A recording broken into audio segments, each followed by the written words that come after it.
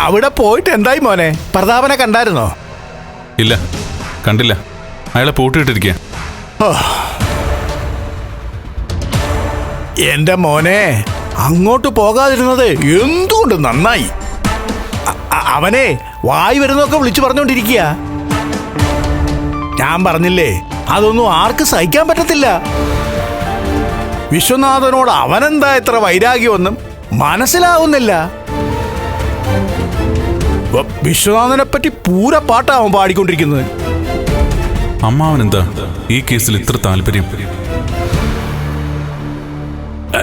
നീ എന്താ മോനെ ആലോചിക്കുന്നത്? ഏയ്, ഒന്നുമില്ല.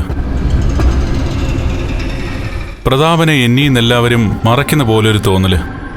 ഒരിക്കലുമില്ല.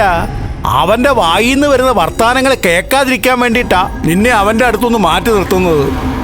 നിന്റെ അടുത്തുനിന്ന് മാത്രമല്ല, ആര് വന്നാലും ഇപ്പൊ അവൻ വാ തുറക്കാൻ പ്രതാപന്റെ അമ്മ സമ്മതിക്കത്തില്ല.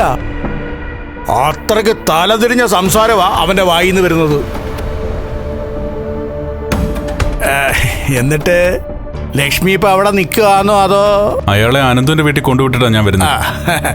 ഇനിയും പ്രതാപം വിളിക്കോ മറ്റോ ചെയ്യുകയാണെങ്കിലേ ഫോൺ എടുക്കല്ലേ.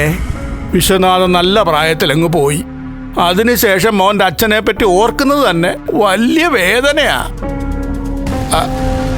അപ്പൊ പിന്നെ ആ അച്ഛനെ പറ്റി വേണ്ടാത്ത വർത്തമാനം ആരെങ്കിലും പറഞ്ഞാലോ? അത് മോന് സഹിക്കാൻ പറ്റുമോ? എന്തുകൊണ്ട് അയാളുടെ ശരീരത്തിൽ എന്റെ അച്ഛൻ കയറിയെന്ന് എനിക്ക് മനസ്സിലാവുന്നില്ല. അവനിപ്പോഴും അവന്റെ മോക്കും മരുമോനും വേണ്ടിയിട്ടേ ലക്ഷ്മിയെ നിന്നെയൊക്കെ ഇപ്പോഴും ശല്യം ചെയ്തുകൊണ്ടിരിക്കല്ലേ മോനെ.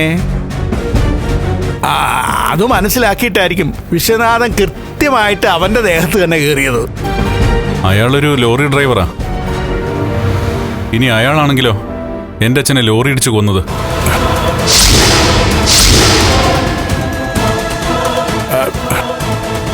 എന്നെ ഈ വീൽ ചെയറിലാക്കിയതും അയാളാണെങ്കിലോ? അതിനുള്ള സാധ്യതയില്ല മോനെ. അതെന്താ സാധ്യത ഇല്ലാത്തത്? അങ്ങനെ സംഭവിച്ചൂടെ? അതിനെ പറ്റിയൊന്നും എനിക്കറിയത്തില്ല മോനെ. അത് 10-20 വർഷം മുമ്പ് നടന്ന കാര്യമല്ലയോ? ഇനി അത് ചെകയാൻ പോയിട്ട് എന്താ പ്രയോജനം? എന്തായാലും അയാളെ എപ്പോഴെങ്കിലും എനിക്കൊന്ന് കാണണം. അയാൾ എൻ്റെ അച്ഛനെ കുറിച്ച് മോശമായിട്ട് സംസാരിക്കുകയാണെങ്കിൽ സംസാരിച്ചോട്ടെ. എന്നാലും അയാൾ പറയുന്നത് എന്താന്ന് എനിക്കൊന്ന് കേൾക്കാലോ. മോനെ,